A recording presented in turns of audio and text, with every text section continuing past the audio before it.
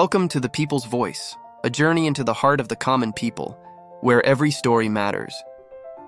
Together with the Animation Liberate for Organized team, we're bringing you the untold stories of resilience, struggle, and hope of the people.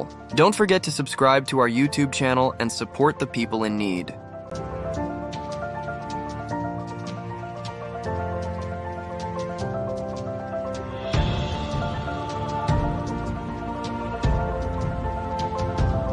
ধারাবাহিক অনুষ্ঠান জনগণের কথা নতুন একটি পর্বে আপনাদেরকে স্বাগতম। আপনাদের সাথে আছি আমি মাহবুবুর রশিদ। আজকে আমরা এসেছি লক্ষ্মীপুর সদর উপজেলা দামসানগর গ্রামে, একটি প্রত্যন্ত অঞ্চলে যেখানে যোগাযোগ ব্যবস্থা খুবই করুণ।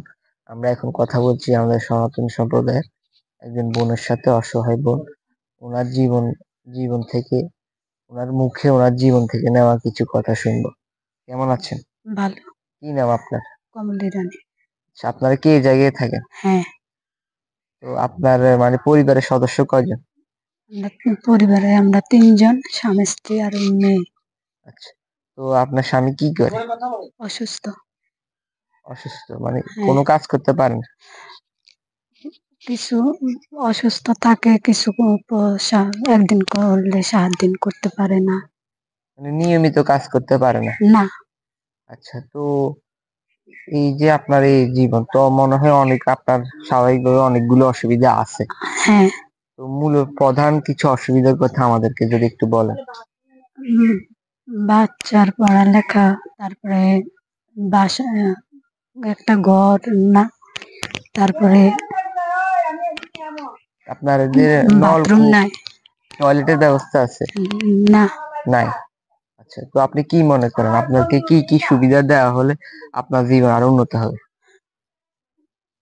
একটা বাথরুম, তারপরে একটা ঘর ভালো হতো।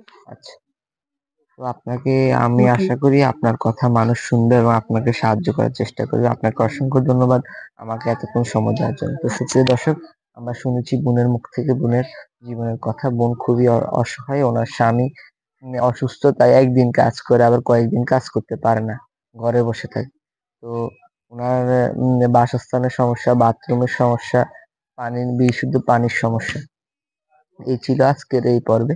দেখাবো অন্য কোনো জায়গায়। এতক্ষণ আলোর সাথে থাকার জন্য আপনাদেরকে ধন্যবাদ। আসসালামু আলাইকুম।